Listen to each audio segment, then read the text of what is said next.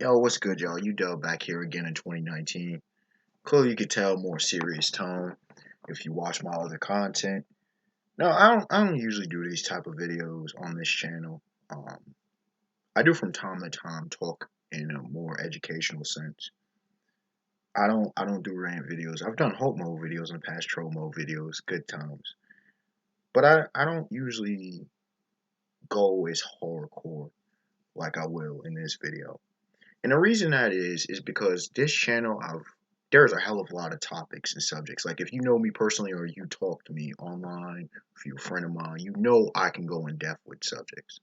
And I don't mind talking about things in life, economics, business, um, politics, the political spectrum, which a lot of people don't really grasp, spirituality, you name it, I'll talk about it. Sex, you name it.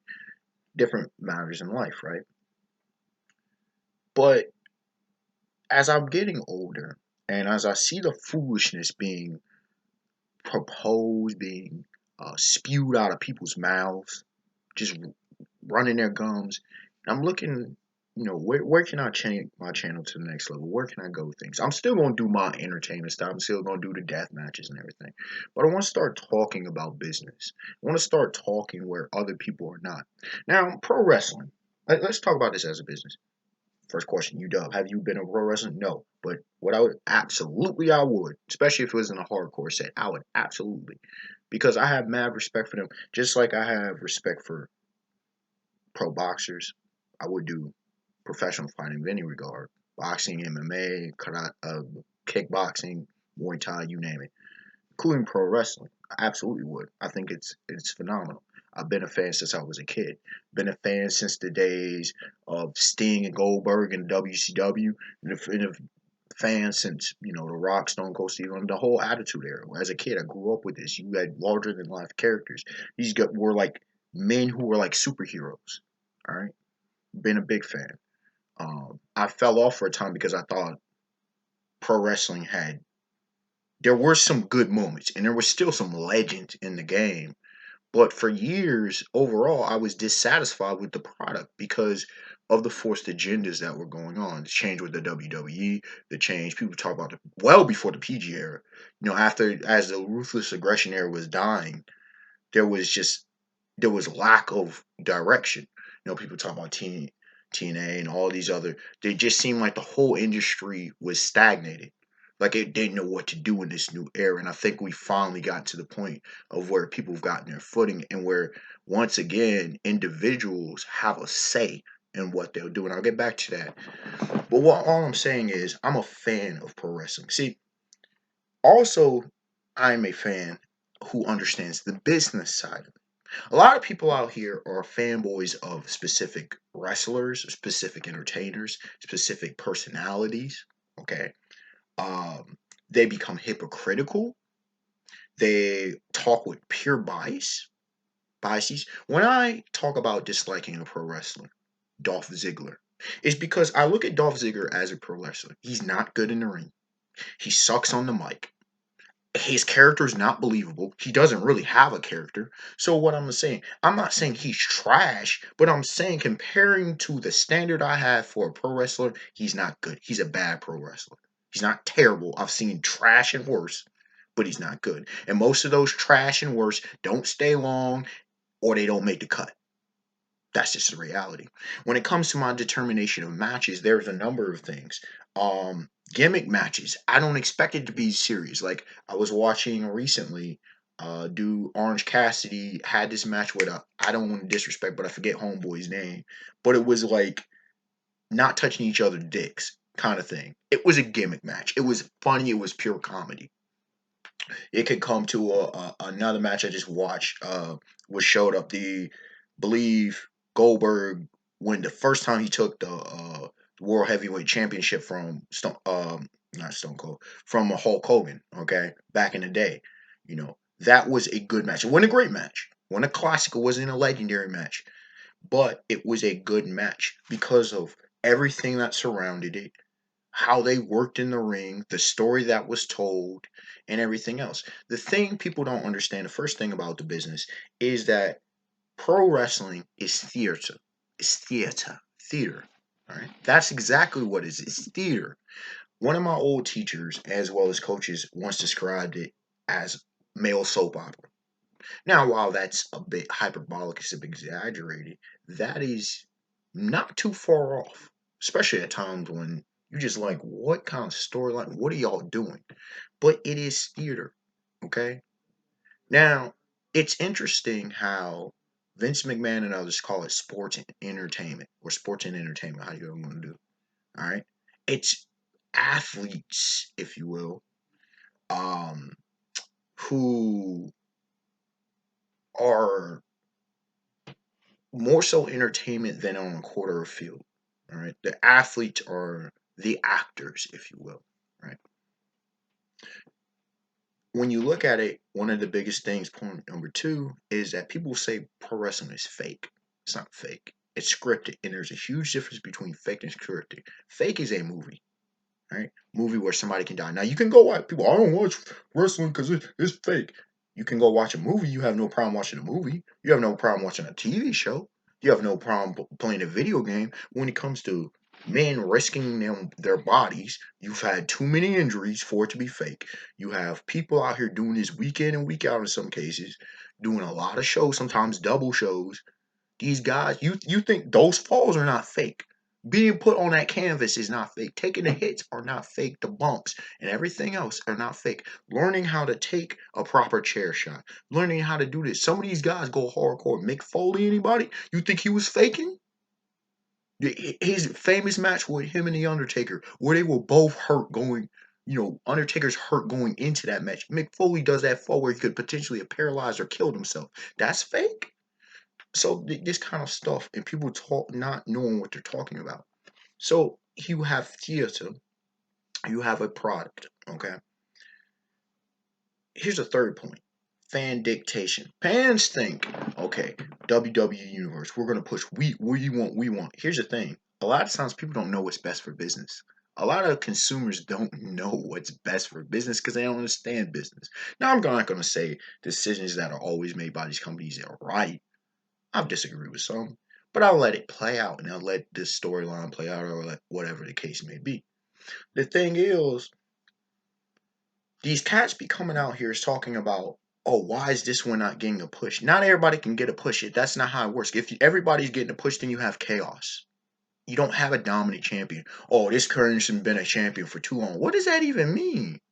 If this was in boxing or MMA, we celebrate someone having a championship for a long time. Jose Aldo, Deontay Wilder. You can go back to many of the legends. Just giving two more recent examples. We love that. But when it comes to pro wrestling, oh, someone's held the belt for 300 days. That's too long. That's not even a year, ladies and gentlemen. That's not even a year. Okay? It's ridiculous. It makes no sense. They want their specific people to get pushed. And here's the thing I have to say about that.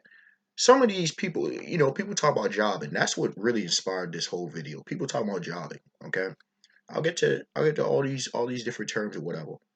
But when you look at it, some of these people that y'all want aren't good.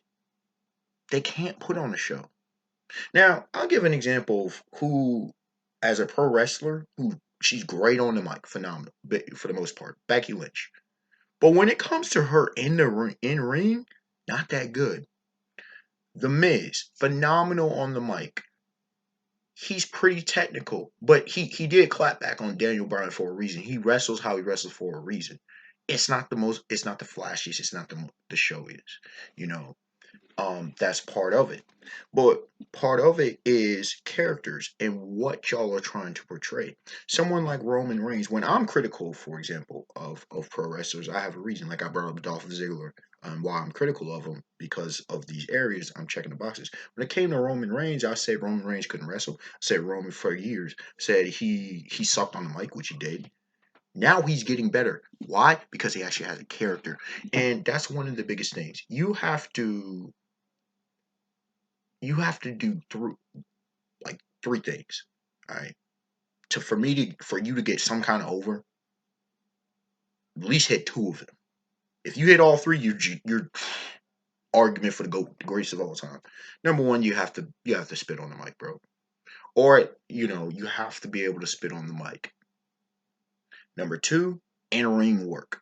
Now that don't mean you have to be the most technical wrestler. Stone Cold Steve Austin say he had like 4 moves. Hey, like 3 moves. He had like 4 moves, okay, for the most part. But he did it well in the ring. He made it exciting in the ring.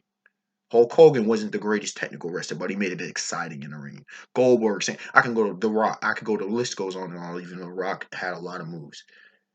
The thing, in ring work, how you do, you're not a boring show. Then lastly, character. I mean, I could go more in depth, but hey, I'm going to keep it brief in this one.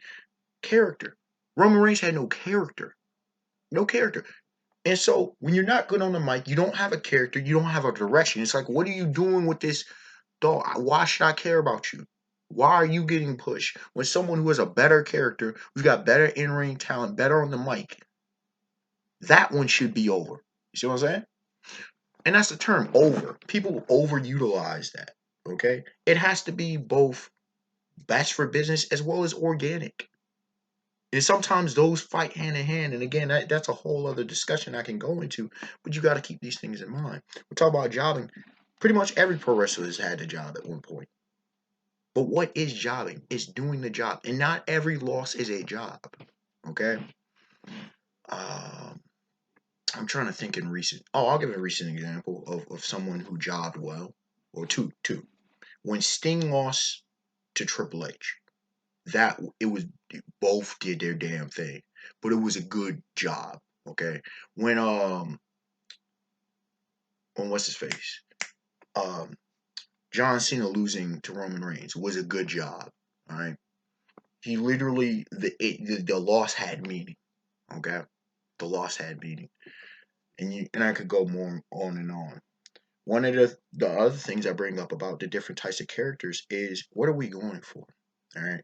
There's the baby face and the heel that everybody talks about, the face and heel. I bring up a third type, the switch. All right. You know how there's a switch hitter in baseball? Well, the switch. Stone Cold Steve Austin was a switch. You didn't know what he's going to bring to the table. Rowdy, Ronda Rousey, a switch. You know what he's going to bring. The Rock, in a lot of cases. A lot of these times, these guys are neither face nor heel. They just bring it. Sting, especially when a lot of times with the whole crow, he just was, he just did it, and you love it like that.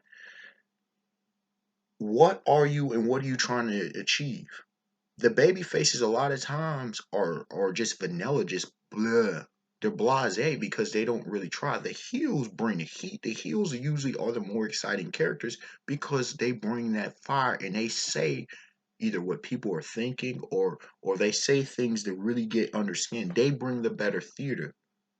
It's very rare where you see a face versus face match and you're like, okay, okay.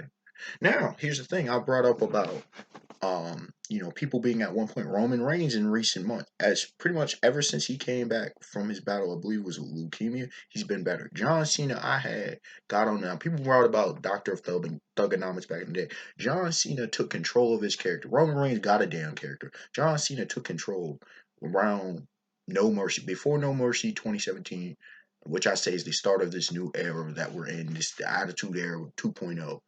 You have John Cena give Roman Reigns the business. Legendary elder statesman John Cena came out. No more this PG era crap that he was doing. This BS. You had John Cena, and then he went AJ Styles. Like John Cena, ruthless on him. Like we seen his show Doctor of Thugonomics. It's like he pulled what Steve Austin pulled before. He's like Vince McMahon. Just let me do me, and we get Stone Cold gimmick. All right. Randy Orton does what he does. He's great. Every time you see Chris Jericho brings forth a character, and we love that. We love that. Mankind is one of my all-time favorite pro wrestlers. Why? Because he was a character. He a character. You build it up. When I look, just same thing with fiction. I'm into the character themselves. Not, let's say for example, the Hulk. I just talked about this last night with a homie.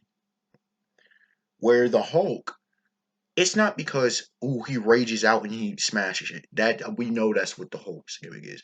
But it's because of here's a man who's psychologically tortured. We see as time goes on with this whole thing with his father and everything else.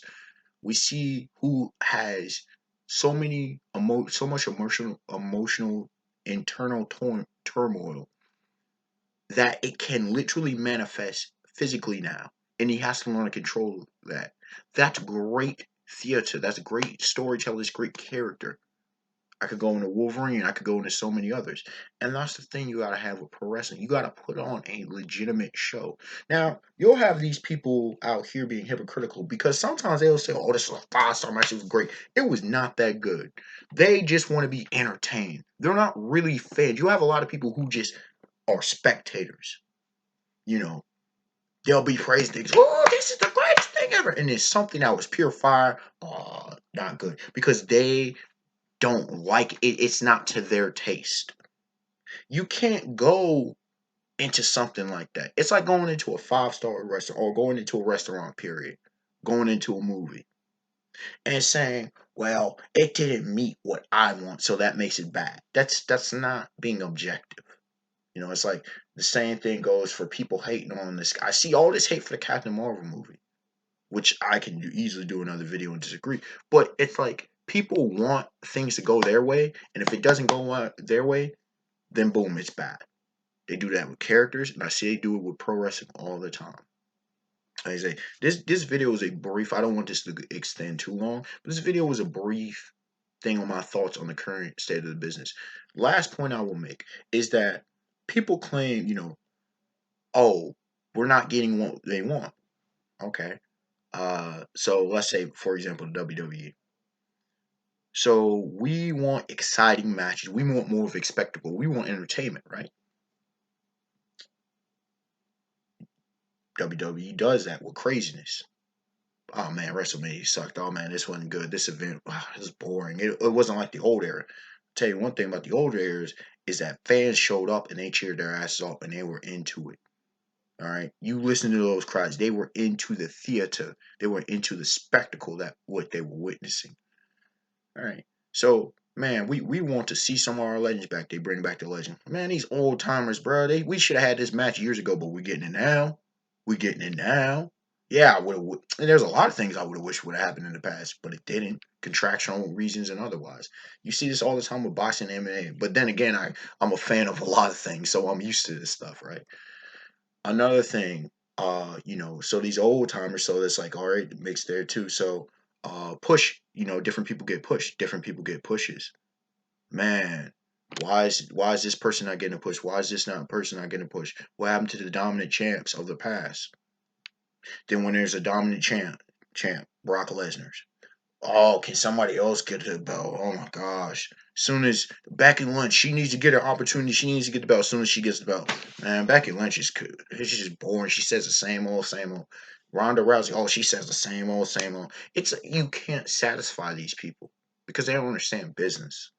And it's sad, honestly. It's sad. It's hurting the perception of the way things are. A lot of these people just need to go ahead and say it. They're not pro wrestling fans because you look at it, and I don't really watch weekly, but you'll have these people out here. When I'm not interested, I tune out. I don't pay attention. I don't purchase. I don't do any of that. Right? You got these people out here complaining heavily in these comment sections and different stuff. They're making videos and all of this. Then don't watch Raw. Don't watch SmackDown. It was trash for 3 hours. Why are you watching for 3 hours? Just stop watching. You want to make an impact, then showcase to make an impact. Don't be a drone. It's lunacy to me. Unexpected Wonder, like, comment, subscribe. Tell me your thoughts on the subject matter at hand. I'd like to hear what y'all have to say. If you're a fan of pro wrestling and want me to do more content, then I certainly will because I have a hell of a lot to say. I can always talk about it. All right, y'all. Have a beautiful day, beautiful night. Peace.